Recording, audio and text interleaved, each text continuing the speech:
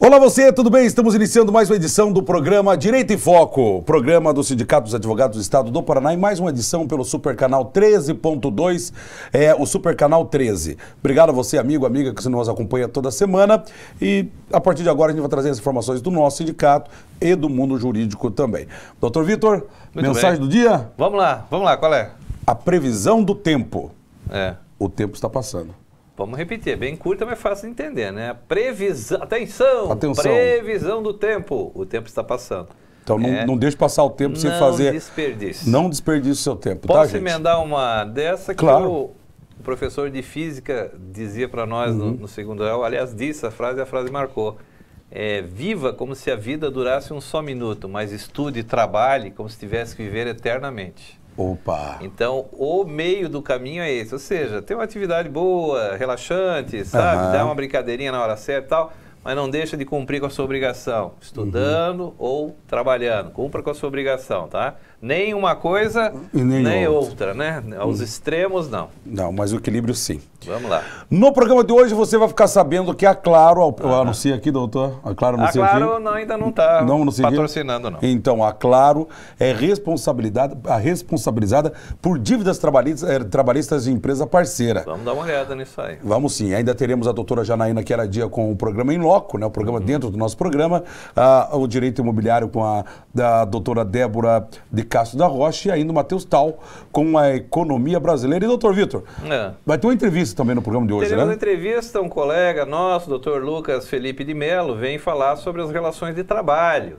Então tem aquelas dicas, às vezes tem aquele assunto que você quer ter certeza, pode, não pode, você vai encontrar nessa entrevista, aguarde, durante o programa aí, teremos a conversa com o doutor Lucas. Vamos nos apresentar, eu sou o Claudinei Santos, diretor do programa, comigo está na produção o Ney Daniel e o Eduardo Bernardi, também o doutor Vitor Hugo Loureiro ao meu lado, que é o presidente do sindicato, radialista, advogado, vai comentar as matérias de hoje, e você que nos acompanha pode mandar um WhatsApp, vídeo, escrito, áudio, do jeito que você quiser, dando a sua opinião sobre o programa. Tem esse QR Code do lado? Tem. Mas o Claudinei Santos adora dar esses telefones no ar, ele vai dizer o número. 41 99658 6981, doutor Vitor Hugo. Pergunta qual é o teu chique elegante hoje. Tá chique e elegante mesmo, doutor. O que acontece? Nós gravamos o programa às sextas-feiras, né? Não é novidade, final de tarde, sempre em torno de 5h30, 6 horas da tarde.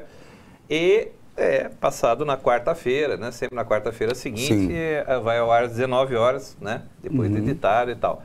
E na sexta-feira, se você está assistindo aí, o que aconteceu? Aconteceu o baile do Rubi. Famoso baile do Rubi. Clube Curitibano, né? Comemoração ao dia do advogado, da advogada. Teve lá um jantar, né? Então, um jantar, começou aí em torno de 19 horas, um jantar, depois dançante, tal. Que é aquela confraternização para reunir, né? Entre os advogados e o sindicato dos advogados, cuja minha presidência foi renovada pelas últimas eleições por mais 4 anos. Destacamos lá, compramos 2 mesas para a diretoria e os amigos, e então deu para curtir um pouquinho, provavelmente vai ser um evento muito bom, muito dinâmico, e estamos aí porque é isso, né? Eu acho que a gente, como está falando, tem que, sabe, ter um momento de confraternizar e se divertir, e é muito importante. Um detalhe, o sindicato preza muito por atividades, por eventos, por encontros, porque nós, eu sempre repito isso, os advogados perderam o ponto de encontro, que eram os fóruns. Né? Antigamente, onde a gente conversava muito, no cafezinho, na sala da OAB, não existe mais. Hoje é tudo digital, tudo eletrônico. Então não tem mais, ninguém mais vai ao fórum, não há mais audiência presencial, etc. Raramente é que isso acontece. Não se vai buscar documento nenhum, porque já está no computador. Então não se tem mais aquele encontro. Então o sindicato, a nossa diretoria sempre preza para eventos, para encontrar e assim poder encontrar alguns amigos. Nós já estamos preparando, já vou dar um spoiler aqui, para setembro, um evento, provavelmente para o final do mês de setembro, ali acho que para o dia 25, 26, enfim, vai ser um evento que é o seguinte, o direito sindical, o tema do evento é direito sindical na democracia brasileira. E o subtítulo, qual o papel atual dos sindicatos. Nós queremos fazer um encontro intersindical, entendeu? Então nós vamos convidar outros sindicatos, nós vamos promover o evento e vamos convidar outros sindicatos e vamos ver os assuntos que são comuns, legislação, etc. Tudo isso será um evento muito bom. Já estou me antecipando, acompanhe o desenrolar do programa ou no site do Sinap, sinappr.org, onde terá mais informações, teremos as informações detalhando o local, como fazer a inscrição e tudo mais, o horário, a programação. Só estou dando uma antecipada. Exatamente, okay? Para você se preparar também, né, amigo, amiga? Muito bem. A notícia, doutor Vitor Hugo, direto do Tribunal de Justiça de São Paulo, pai pode pagar pensão só pelo filho vivo após a morte do outro. Olha só, agora vamos destrinchar, né? O desembargador Alcides Leopoldo, do TJSP, concedeu habeas corpus a um pai que, após o falecimento de um dos filhos, passou a pagar o valor da pensão alimentícia referente ao filho sobrevivente. Ele pagava 2 pensões alimentícias. Faleceu um filho, então vou fazer em números. Vamos dizer que ele pagava 500 de pensão alimentícia. Aí faleceu um filho, ele começou a depositar lá na conta da mãe 250. E achou que com isso estava tudo certo. O que aconteceu? O magistrado entendeu que a obrigação de alimentar relativa ao filho falecido se extinguiu com a sua morte, cabendo ao pai, a partir de então, pagar apenas o montante correspondente ao filho que ainda dependia desses alimentos, o filho que sobreviveu. A mãe, entendendo que o pai devia continuar a pagar o total para 2 filhos, né, anteriormente fixado para ambos, e ingressou com uma ação de cumprimento de sentença, resultando a decretação da prisão civil do pai por inadimplência alimentar, né? O relator, então, entendeu essa situação, quer dizer, o pai chegou a ser preso, e concedeu uma ordem de soltura dentro de um pedido de habeas corpus, ao concluir que não havia inadimplência por parte do pai, já que estava cumprindo a obrigação de alimentar em relação ao filho que sobreviveu, conforme o valor proporcional, ou seja, pagando 50%. Entenderam a situação? O que acontece? Muita gente acha, eu vou dar agora uma dica, que, por exemplo, o filho completou 18 anos, simplesmente paro de pagar. Não, tudo tem que ser solicitado na justiça. O juiz que está do caso não vai saber automaticamente que o filho completou 18 anos, que houve essa tragédia de morrer um filho. Tudo tem que ser comunicado ao juízo. Cabia esse pai, né, com a certidão de óbito do filho, pedir ao advogado, ingressar e dizer, olha, eu tinha 2 filhos, um deles faleceu, né, e daqui para diante eu vou depositar 50% da pensão alimentícia na conta da mãe, porque evidentemente um dos filhos faleceu. Não o fez. Por isso... E a mãe, também não vendo essa situação, não entendendo essa situação, ingressou com a execução daqueles alimentos no rito de prisão.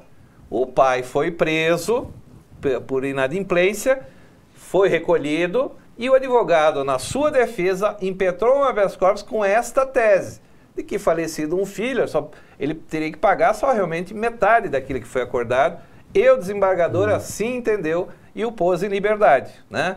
E provavelmente depois foram ao juiz de alimentos para resolver de vez essa questão. Então, preste atenção. O juiz não fica sabendo da sua vida particular, né? Não pense que aconteceu alguma coisa, o juiz... Está sabendo lá, né? Não, você tem que informar para o juiz essa situação, né? Por exemplo, a mãe pega os filhos e casou, já tem outro emprego, melhorou de vida financeira, ganhou na loteria. O pai é que tem que dizer, olha, ela ficou rica, ficou milionária, não precisa mais eu pagar tanto alimento, etc. Tudo isso tem que ser colocado lá para o juízo decidir, né? Ele não vai adivinhar o que está acontecendo.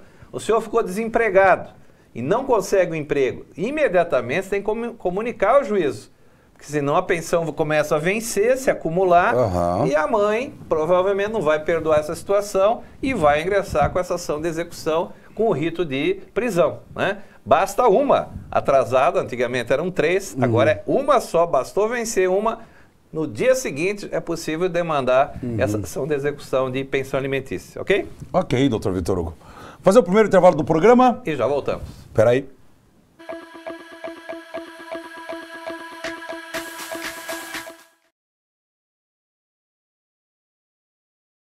Zaido Contabilidade é uma empresa idônea, com foco na qualidade de gestão contábil de empresa de Curitiba e região. Serviços contábeis para advogados, reestruturação societária, com o objetivo de reduzir sua carga tributária, fóssil de serviço, adição e alteração de sócios e serviços na sociedade, contabilidade gerencial.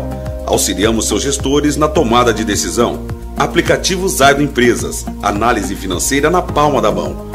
Contabilidade especializada em escritórios jurídicos. Acesse www.zaido.com.br ou ligue 41 3027 9555.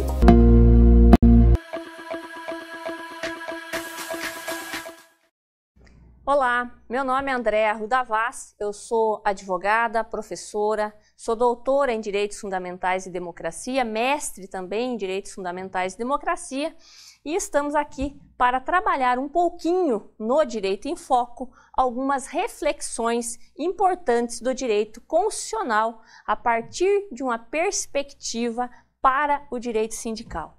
Eu, particularmente, penso que nós temos que refletir a respeito do papel democrático da Constituição, do papel que a nossa Constituição de 1988 traz. Nós temos uma Constituição democrática, uma Constituição pluralista, uma Constituição solidária, voltada ao bem-estar social, à proteção da dignidade humana, à proteção e à prevalência dos direitos humanos, entre outros princípios e outros pilares que sustentam esta Constituição.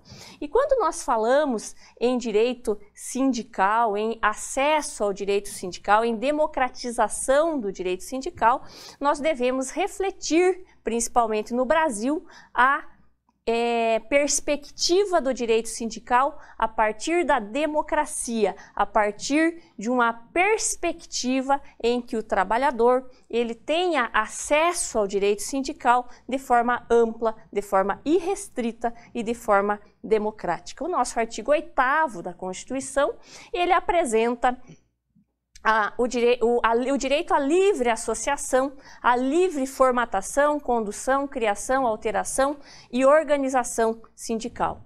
Quando nós falamos do caput do artigo 8º da Constituição, nós temos a liberdade sindical. Porém, o inciso 1º também. Quando nós falamos do inciso 2º, nós temos uma limitação na Constituição, qual seja a limitação ao sindicato único por categoria, limitado a um município como base territorial mínima possível para a criação de um sindicato. Pois bem, quando nós olhamos sob a perspectiva do Estado constitucional cooperativo, o que vem a ser esse Estado constitucional cooperativo? Ele é um Estado aberto interna e externamente à sua legislação, não é? E este Estado, uma vez reconhecido como um Estado constitucional cooperativo, ele tem deveres, ele tem elementos que a consolidam. O Brasil, a Constituição de 1988, ela é uma Constituição reconhece o Estado brasileiro como um Estado constitucional cooperativo. Logo, não há dúvidas que no Brasil nós devemos implementar as normativas, as instruções, não é? O próprio catálogo de proteção à dignidade da pessoa humana. E este elemento, dignidade da pessoa humana, proteção aos direitos humanos enquanto direitos universais, eles devem ser analisados quando do acesso ao direito sindical no Brasil. Hoje, o Brasil, no sistema de sindicato único, ele trabalha sob uma perspectiva de limitação da liberdade, que é um assunto muito mais amplo e muito mais complexo e que nós podemos abordar sobre diversas perspectivas. Porém, o que eu chamo a atenção? Este Estado constitucional cooperativo, democrático, solidário, plural, ele oferece uma interpretação e ele demanda uma interpretação constitucional voltada aos elementos democráticos. Olha, se nós temos uma Constituição cooperativo, um Estado constitucional cooperativo. Nós temos que pensar e interpretar a Constituição sob esta perspectiva. Quando eu tenho um artigo, um elemento, um inciso, uma linha, eu tenho que trabalhar sob a perspectiva do Estado constitucional cooperativo, ou seja, sempre primando pela melhor proteção do trabalhador, que é o destinatário do sindicalismo, da própria razão existencial do sindicato. O sindicato, ele existe para fortalecer as relações de trabalho, para proteger, para auxiliar o trabalhador, principalmente na construção de um trabalho decente, de um trabalho humano, de melhores condições, de garantias ao trabalhador como um todo. O sindicato, ele é um pilar elementar na construção de relações laborais fortes, de relações laborais dignas, decentes e que tragam resultados para a sociedade. É preciso compreender que um sindicato forte, ele trabalha lado a lado com o Estado, lado a lado com a sociedade, lado a lado com o próprio trabalhador e com a empresa. Esta é uma perspectiva a ser analisada a partir do Estado constitucional cooperativo, esse Estado que trabalha em sintonia e em harmonia com a sociedade como um todo, e inclusive com as instituições. No caso em tela, a minha reflexão ela se dá a partir do sindicato e a sua fundamental importância num Estado democrático de direito, como é o Brasil.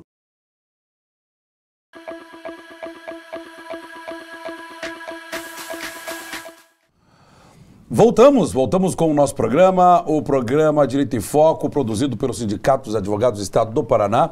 Nessa edição, o doutor Vitor, o senhor estava falando anteriormente da pensão alimentícia também, mas o senhor falava da festa, né, do Rubi, baile do Rubi. O baile do Rubi aconteceu na sexta-feira, com aquela grande confraternização.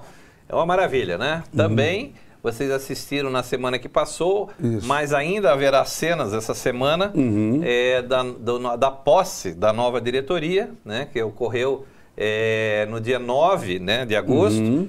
E vai ter cenas, aí as palavras e tudo mais do pessoal que estava presente. Né? Foi um grande evento. E convidar, amiga, você advogada, a fazer parte do nosso sindicato, né, doutor? Vamos lá. Você está vendo um QR Code, né, do lado aqui do Claudinei Santos, é onde você pode fazer o acesso direto. Basta apontar o seu celular, você já entra direto no WhatsApp do sindicato e pode tirar informações, advogadas de todo o estado do Paraná, né?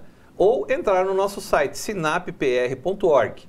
E a intenção é que você venha fazer parte do sindicato, né? Você venha participar das atividades do sindicato, e nossa intenção é interiorizar ou distribuir pelas empresas essa condição de que você, advogada, trabalhando regime CLT, é objeto de trabalho do sindicato para promover o contrato coletivo de trabalho entre você e o seu patrão, seja na sociedade de advogado, seja numa empresa que tenham 2 ou mais advogados. Nós já estamos habilitados para fazer esse contrato coletivo de trabalho e dar uma melhoria. Por que eu tenho certeza disso? Porque nos 6 anos que eu estou como presidente do Sindicato dos Advogados, todos os contratos coletivos de trabalho que nós fizemos são renovados no ano seguinte.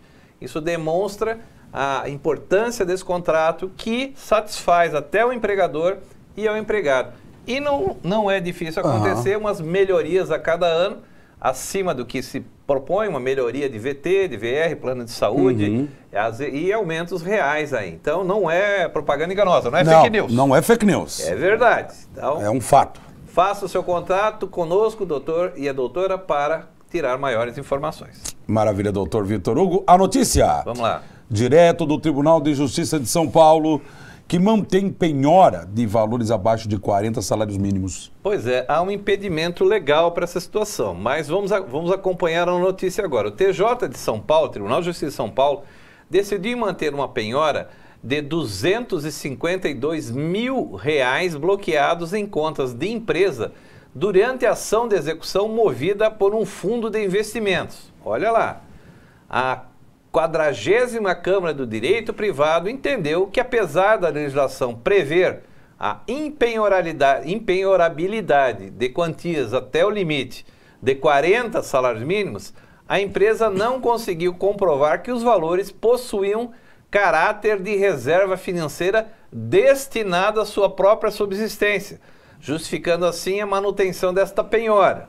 O caso envolveu uma tentativa da empresa em desbloquear valores que haviam sido penhorados em suas contas, sobre a alegação de que a quantia bloqueada deveria ser considerada impenhorável, de acordo com norma no Código de Processo Civil.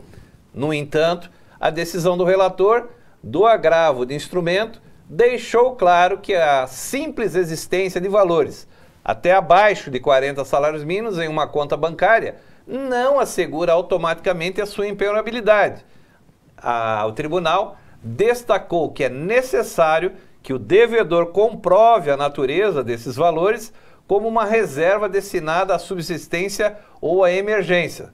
No caso em questão, a empresa não apresentou essas provas suficientes para demonstrar essa natureza dos valores bloqueados. Bom, veio para a notícia porque é uma forma diferente de encarar. Porque o Código de Processo Civil prevê explicitamente que valores depositados em conta abaixo de 40 salários mínimos são impenhoráveis. São impenhoráveis. Já o era na poupança, mas agora tem se adotado esse mesmo critério para uma conta corrente. Por que disso?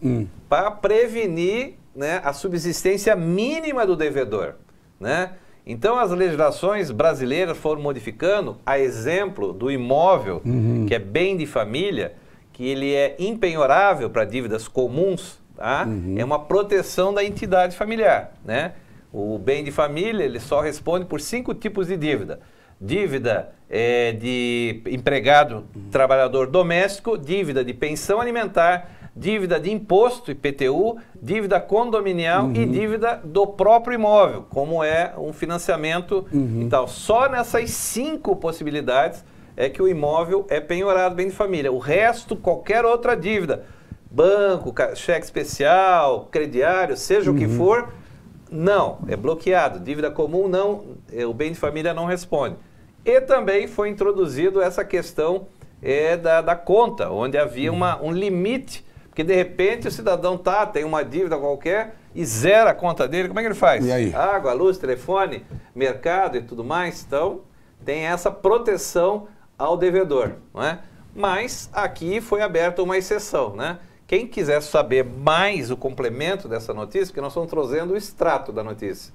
O complemento dela, nós temos o fórum de notícias dentro do nosso site, sinappr.org, a notícia completa, inclusive a fonte da notícia. Beleza? Beleza, doutor Vitor Hugo. Vamos trazer entrevistado agora? Vamos chamar o doutor Lucas Felipe de Mello, advogado trabalhista, que vai nos trazer algumas informações das relações de trabalho. Doutor Lucas, por gentileza.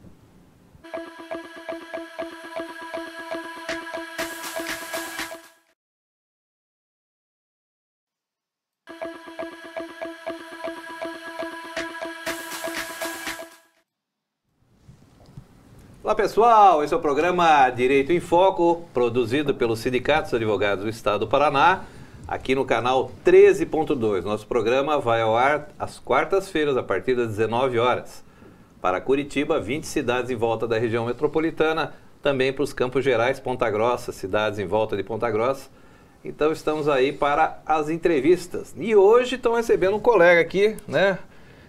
Gosto do nome, né? Lucas Felipe de Mello, porque Lucas é meu neto de 5 anos, né? Luquinhas, tudo bem? Vovô tá por aqui. Pois é, o Lucas tem aquela árdua tarefa de trabalhar com trabalhista. É isso? Isso mesmo.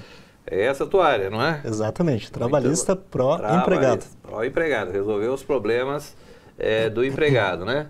Tem uma formação aqui na Unidom Bosco, né? Bem curitibana mesmo aqui.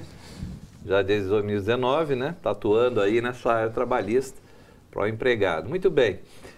Vamos conversar um pouquinho, Lucas, assim, numa situação que está acontecendo, então não vamos dividindo em partes as perguntas, mas que é a chamada pejotização. Então, por exemplo, a empresa chama para você trabalhar, normalmente é um profissional já um tanto graduado, né? Não é um trabalho comum, assim, por exemplo, não é o auxiliar geral, não é, sabe, é mais um pouquinho mais elitizado, mas o patrão chega e fala, você tem que trabalhar na minha empresa, você tem que abrir uma MEI, você tem que entrar também aqui como PJ. O que acontece? Como é que é essa situação aí?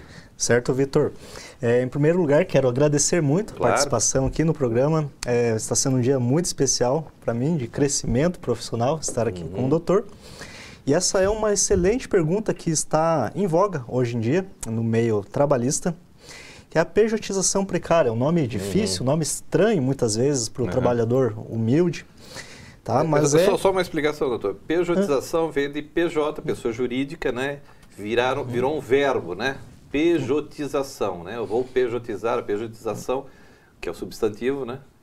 Quer dizer que a pessoa vai trabalhar para uma pessoa jurídica, outra pessoa jurídica, sozinho, né? Sim, a empresa é só ele, né? É só ele. A pejotização vem exatamente de pessoa jurídica, em que o patrão, muitas vezes, pensando em esquivar-se de suas obrigações seletistas, obriga esse trabalhador a abrir uma PJ, uma empresa, constituir um CNPJ. Pode ser um MEI, né? O MEI é o mais utilizado, por ser o mais fácil de fazer a abertura. Isso pode envolver tanto o trabalhador mais humilde, Vitor, quanto o profissional mais qualificado. São situações muito comuns. Mas assim, os serviços gerais também, o cara vai ser o contínuo ali, vai, sei lá, até ser o motoboy, ele vai ter uma PJ? Vai dirigir... pode falar.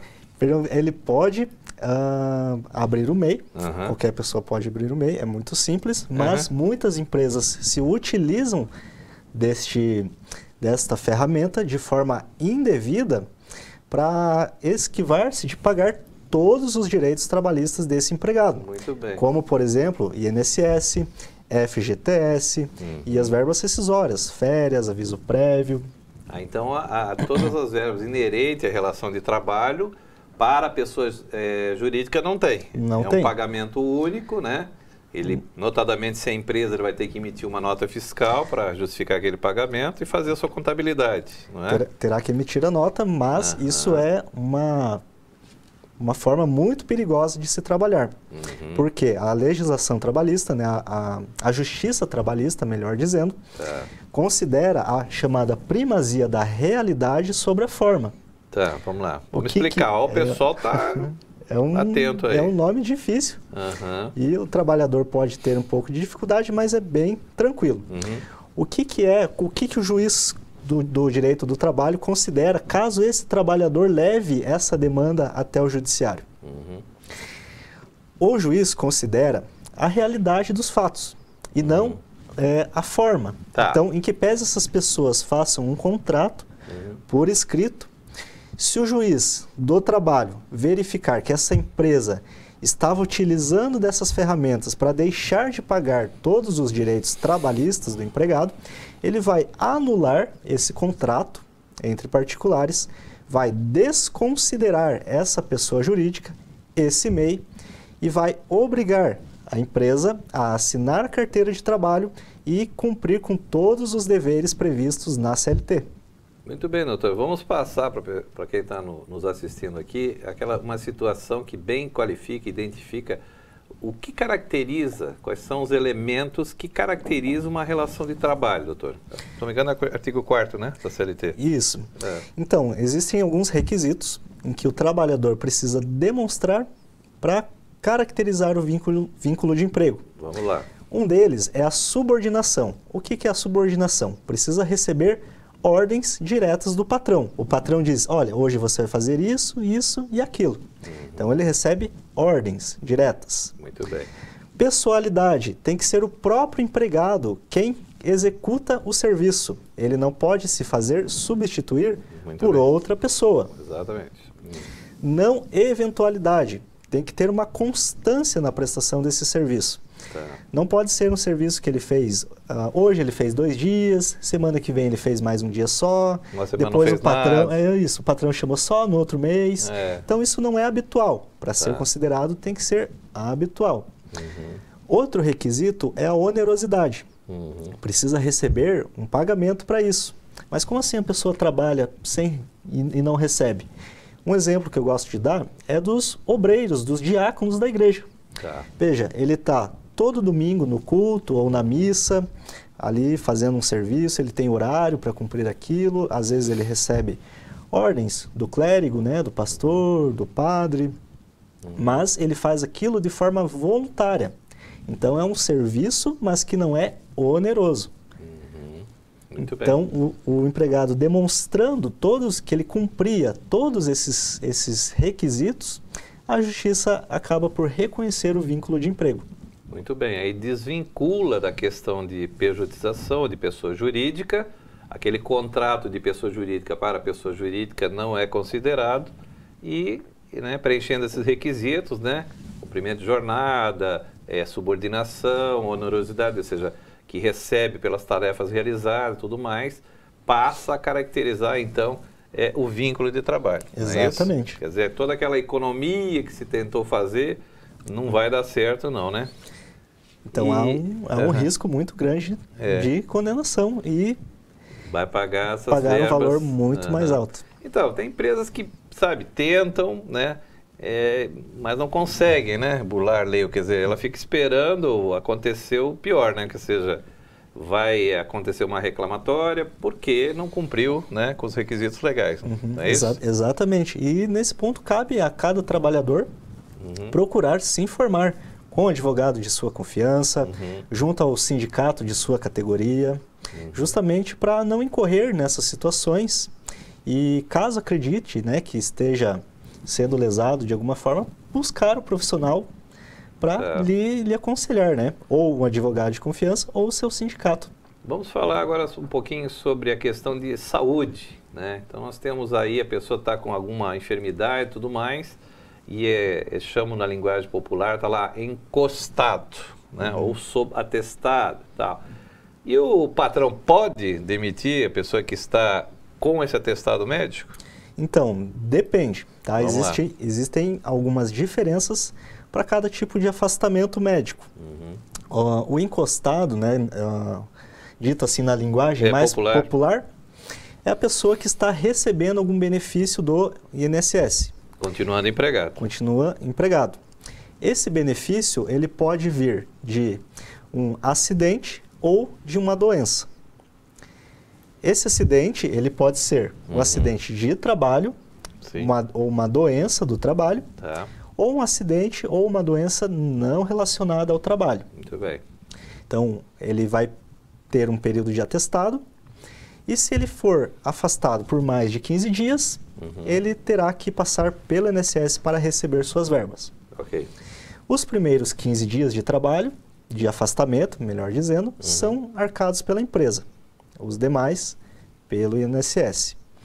Se for um acidente de trabalho, a pessoa se acidentou trabalhando, ou se ela contraiu a doença ao executar o trabalho, isso é muito comum, relacionado a patologias ortopédicas, né, onde gera LER, enfim, problemas na coluna. Só ilustrando, LER é lesão por esforço repetitivo, LER, L-E-R, LER. Então, se for uma doença, né, gerada no trabalho, ela não poderá ser demitida enquanto estiver no período de afastamento. Certo. Após ela retornar do afastamento, vai passar pelo médico da empresa. Se estiver tudo certinho, ok, ela volta a trabalhar e no período de até 1 ano não poderá ser demitida, desde que não cometa nenhuma falta grave. Isso é chamada estabilidade acidentária. Muito bem. Que é um benefício, um plus, né, que a legislação permite justamente para compensar, né, o trabalhador por essa doença, essa patologia adquirida. Doutor Lucas, normalmente, às vezes acontece, normalmente não, acontece algumas vezes na relação de trabalho, em que o patrão lá, a chefia, muda bruscamente o horário de trabalho daquele trabalhador. É possível? Pode o patrão fazer isso? Mudar repentinamente? Ou seja, se não trabalhava da parte da manhã até a tarde, ele diz, não, agora você vai trabalhar da tarde até a noite, de uma hora para outra? Via de regra, sim, é possível. Toda empresa ela tem o chamado poder diretivo. O que é o poder diretivo? É nada mais do que a capacidade da empresa, do patrão, poder tomar as melhores decisões e estratégias ali visando o lucro do seu negócio.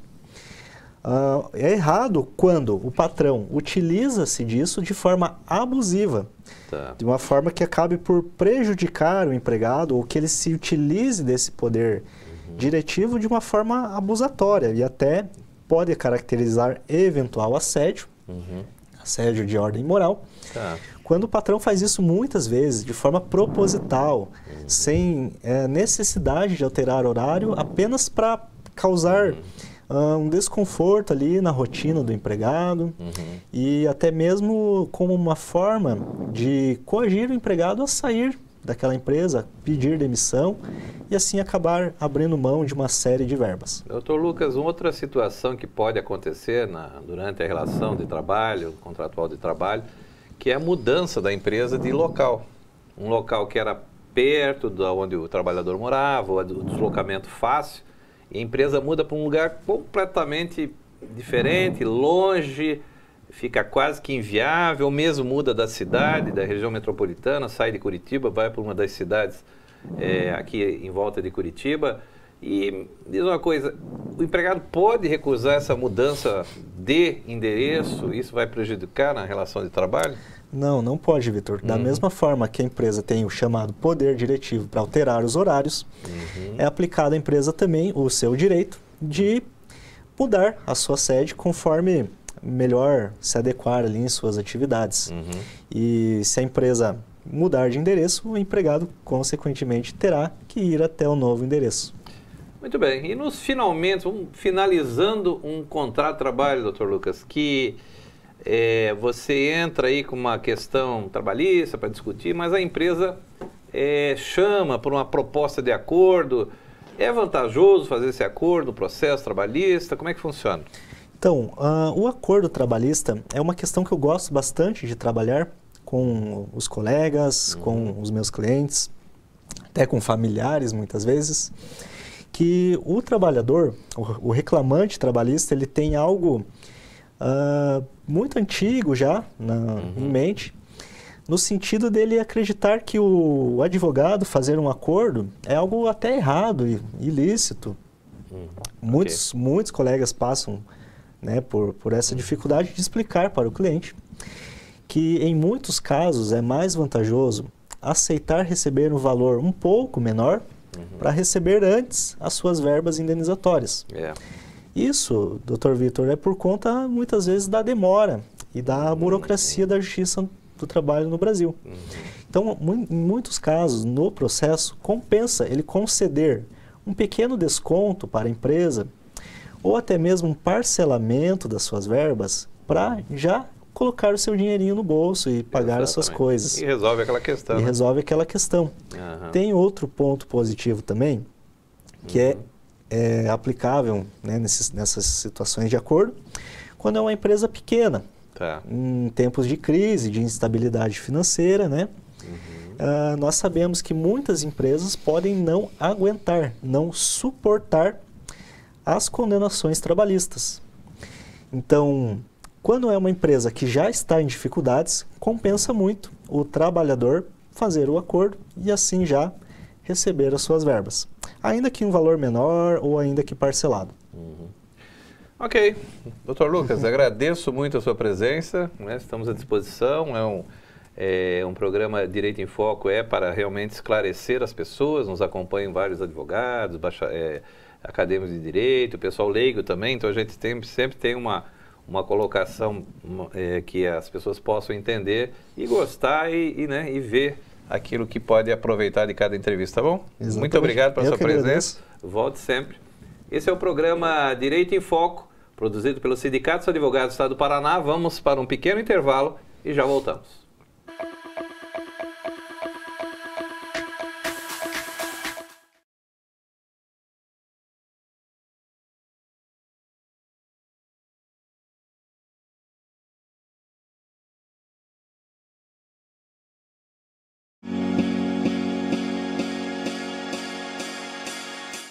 Olá, meu caro amigo telespectador, cá está nos prestigiando mais uma vez em nosso canal sobre a economia. E hoje, para tratarmos acerca do resultado bastante importante que foi divulgado a respeito do nosso PIB, que apresentou um crescimento de 0,8% em relação ao quarto trimestre de 2023, sendo este o resultado para o primeiro trimestre do presente ano de 2024. Tal resultado é bastante importante, levando em consideração que ele mensura o processo de crescimento econômico que ocorre em uma determinada economia nacional, tal qual a nossa, que é a economia brasileira. Tal resultado surpreende, sobretudo, pelo fato de ser além das expectativas que vinham sendo projetadas ali pelos agentes, né, e pelo mercado, especificamente. Então, justamente nesse sentido, para avaliar os determinantes desse resultado, muito importante se impõe justamente o relatório que foi recentemente divulgado ali pela coordenadora do IBGE, que apontou os principais determinantes desse processo de crescimento que ocorreu na economia brasileira, tendo ali em vista, especificamente pela ótica da demanda, o consumo das famílias. Pense que, a título de exemplificação, o consumo das famílias ele responde a praticamente 60% do PIB pela ótica da demanda. Ou seja, tudo que vai, por exemplo, em gastos, sejam em bens ou serviços, de você, trabalhador que tem de abastecer os recursos naturalmente de sua casa, enfim, direcionados à sua família especificamente, pense que esse componente é justamente um dos principais motores do crescimento da nossa economia pela ótica da demanda. E isso é muito importante porque se a gente for pegar os dados do primeiro trimestre de 2024, a gente vai observar que os salários aumentaram, que as condições do mercado de trabalho se aperfeiçoaram e que a inflação, o controle do nível de preços, acabou se efetuando. A gente vê uma inflação com nível mais controlado, o que significa que o poder de compra dos trabalhadores, além de crescer em função de um aumento dos salários, permaneceu com maior força em função desse êxito que, principalmente, a autoridade monetária vem tendo em controlar o nível de preço. Então, esses importantes aspectos acabam se revelando, além também de outros, como, por exemplo, a diminuição da taxa Selic, que é justamente uma taxa que determina, sobretudo, todas as demais taxas de empréstimos que são estabelecidas na nossa economia. Então, pense nesse sentido que, com a taxa Selic se reduzindo, os empréstimos, o crédito, em geral, se torna mais barato. E, em se tornando mais barato, naturalmente, a produção para industrial fica mais barata com devido aos seus custos e também o consumo de você, trabalhador, de você, consumidor, fica também mais barato quando você tem a opção de tomar um empréstimo para custear os seus gastos, sejam em bens ou serviços. Então, nesse sentido, que acaba se reforçando justamente esse relatório, ou melhor, descrição da coordenadora do IBGE, em sentido de que o crescimento da economia brasileira se deu, sobretudo, com base na demanda interna, ou seja, em função de determinantes que, principalmente, vão em sentido do crescimento do consumo das famílias. Por outro lado, não houve, neste período, apenas incentivos ao crescimento do PIB. Também houve um desestímulo proveniente de um setor que, em linhas gerais, tende, na realidade, a provocar um estímulo, um aumento no crescimento do PIB. Tal é, especificamente, o setor externo, que, na prática, acabou contribuindo não para o aumento do PIB, mas sim para o seu crescimento não tão robusto.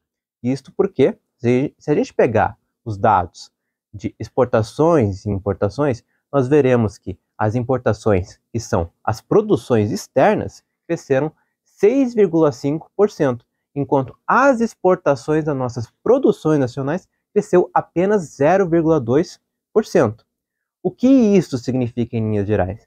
Significa que, por um lado, o setor externo está desestimulando o crescimento do PIB, seja por exportações estarem crescendo menos, pelo país estar exportando menos, né? Naturalmente são produções nacionais que se veem desestimuladas porque o comércio exterior, ou melhor, o mercado mundial está demandando menos as mercadorias que são produzidas por nós brasileiros, e também, por outro lado, pelo fato das importações ficarem relativamente mais baratas pela questão que sempre tocamos aqui na nossa coluna de economia, que diz respeito ao câmbio. O real acabou se valorizando muito durante esse período. E com o real valorizado, as importações se tornam mais baratas e a competitividade dos produtores brasileiros, dos produtores aqui do país, acaba se tornando menor, justamente em função das produções que são diretamente concorrentes do exterior e que ficam barateadas.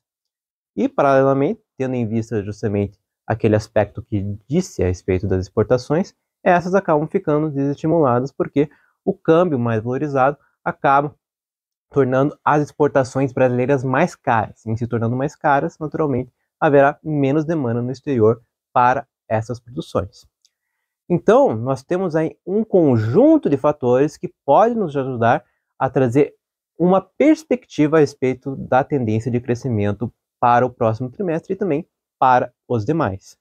Nós temos aí, por exemplo, uma tendência de desemprego se reduzindo, né, que está bem posta, embora a gente tenha colocado, a gente tenha vislumbrado em meses antecedentes uma pequena pausa nessa trajetória de redução com um breve aumento, mas nós já vimos aí em abril que o desemprego voltou a se reduzir, o que é um bom sinal do ponto de vista do crescimento, porque o desemprego, ele não só permite, ou melhor, a redução do desemprego não só permite a maior empregabilidade e a maior renda em favor dos trabalhadores, como também oferece condições para que os salários de vocês, trabalhadores, também venham a aumentar, né, por uma relação de oferta e demanda.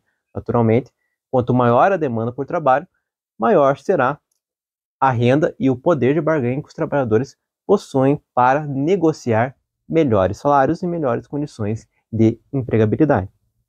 Por outro lado, nós também temos aí uma perspectiva de continuidade de redução da taxa Selic, mas que também pode apresentar um estímulo não tão grande ao crescimento do PIB, justamente em função do fato do crescimento, ou melhor, da redução da taxa Selic estar apresentando uma tendência de redução mais tímida e que iniciou na última reunião do Conselho de Política Monetária e que tenderá a permanecer nas próximas reuniões enquanto perspectiva, uma vez que os membros do Conselho de Política Monetária acordaram que as reduções da taxa básica de juros devem ser mais tímidas a partir de então.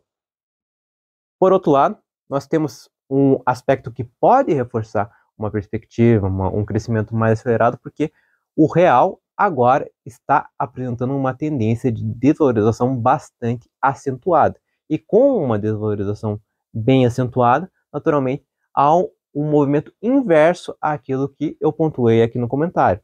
Por quê?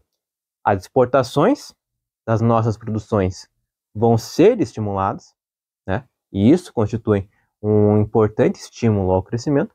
E, por outro lado, a tendência será de se importar menos, o que significa que a indústria, nesse sentido, poderá ter estímulos provenientes de uma competitividade reduzida das produções que são externas ao nosso país. Então, nós temos aí um conjunto de fatores que pode levar a uma direção de crescimento, mas só o tempo nos dirá se tais perspectivas irão, de fato, se consumar ou não. Cabe a nós ficarmos ligados em relação a isso e também tendo em vista aí como isso poderá afetar a vida de você, trabalhador, né, que consome através de gastos com bens e serviços, mediante melhores condições de salários, de empregabilidade, e também para você, industrial, diante das perspectivas de investimentos que acabam se desenhando em função dessa trajetória.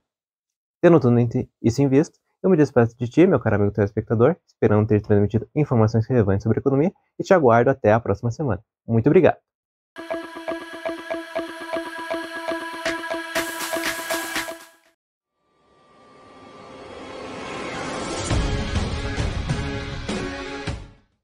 Olá, meu querido amigo. Voltamos aqui com a nossa coluna de Direito Imobiliário e hoje para falar de um importante precedente do STJ que trata da arrematação a preço vil, que é justamente decorrente daquele contrato de alienação fiduciária que foi inadimplido pelo devedor. Vejam que essas situações são bastante corriqueiras e justamente foi o que levou o STJ a se debruçar sobre a temática para verificar se o entendimento que diz respeito a não aplicar um preço vil na arrematação também caberia aqui nos contratos de alienação fiduciária. E foi justamente o que prevaleceu, ou seja, o STJ entendeu ali que não caberia esta arrematação a preço vil, porque ele não pode admitir que haja um desprestígio e um desequilíbrio nessa relação jurídica. Pois ainda que haja o direito do credor de receber, e isso é inequívoco, né, gente? A partir do momento que o credor ele não vê a satisfação da obrigação que está estabelecida naquele contrato de alienação fiduciária, que é regido, inclusive, pela Lei 9.514, ele tem o direito, sim. Mas fato é que ele não pode desrespeitar ali todos os passos que têm os requisitos que estão constando na lei. Então vejam que quando há um inadimplemento, cada banco, né, gente, não vou entrar aqui nas minúcias, nos detalhes, porque cada banco se comporta de um jeito, cada instituição financeira tem um modus operandi. Então, quando há um inadimplemento, a instituição financeira ela deve notificar o devedor para que ele purgue a mora dentro de um prazo de 15 dias. Né? Isso é cediço. Se não acontecer, o leilão depois vai ser nulo. Tá? Então, ela vai ter que notificar. Notificado, então, esse devedor, ele deverá purgar a mora dentro desse prazo, inclusive não só as parcelas devidas, mas também todas as despesas de juros e correções. Deverá ir até o cartório e fazer o pagamento. Se isso não acontecer, vai dar o direito, então, à instituição financeira de retomar esse imóvel, ou seja, haverá a consolidação da propriedade em favor da instituição financeira, o que permitirá a ela levar esse imóvel a leilão. Vejam que, uma vez que ela possa, então, levar o imóvel a leilão, ela deverá obedecer a arrematação, que deverá ocorrer, então, dentro dos padrões que são exigidos, ou seja, eu não posso ter uma arrematação a preço vil, porque a gente sabe que, ainda que haja o direito dela de receber, ela não poderá submeter, então, esse devedor, por exemplo, a ter aí o imóvel vendido por um valor que seja incompatível com o seu valor mínimo, né? Valor mínimo estabelecido na própria lei. Então vejam que a gente está falando aqui de uma situação bastante importante, porque quando o devedor tem esse problema, via de regra, esse imóvel vai ser leiloado, vai ser arrematado para que haja o pagamento da dívida. Agora, se a instituição financeira pode simplesmente arrematar esse imóvel por qualquer valor ou a preço vil, ela vai desprestigiar e vai trazer um grande problema para esse devedor, porque talvez ele nem vai conseguir honrar o pagamento dele, ele vai ficar devendo ainda para a instituição financeira. Então, o direito da instituição financeira existe, mas claro que deve haver, então, um equilíbrio desses direitos aí, né? Então, ainda que haja esse direito de recuperação do capital, né, com essa possibilidade de arrematação desse bem, fato é que também esse bem deverá ser arrematado por um valor justo. Então, esse foi o entendimento do STJ, bastante recente. Vejam que isso é importante para todos nós, porque se acontecer no seu caso, você sabe que tem uma situação agora muito nova, uma discussão aí que é agora proferida por um tribunal, que é um tribunal superior, que vai te amparar numa hipótese aí de você eventualmente precisar ingressar com uma ação para anular um leilão que ocorreu sem observância a esse precedente importantíssimo do STJ.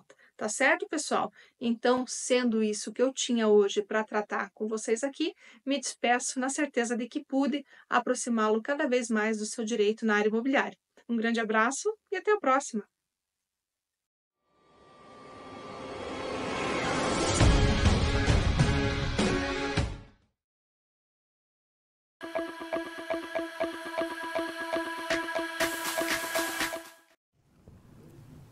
E voltamos com o nosso programa, agora, né? O programa assinado. Porque outra. Mais uma música. Fala uma de Roberto Carlos que vem na tua cabeça, vamos lá. Quando a gente ama alguém de verdade, esse amor... Começou bem. É isso aí. Tem a ver com isso. Programa Direito em Foco, produzido pelo Sindicato dos Advogados do Estado do Paraná, vai ao ar toda quarta-feira, às 19 horas, canal 13.2, e pelas mídias, aqui para Curitiba, região metropolitana, são 20 cidades, mais Campos Gerais, 20 cidades, mais para o satélite, mais para as mídias sociais. Isso. Enfim, nós estamos no planeta todo. Aonde nós estiver indo, você manda mensagem para a gente no WhatsApp, aqui conta. Encontrei um amigo, ele falou, pá, mas escutei...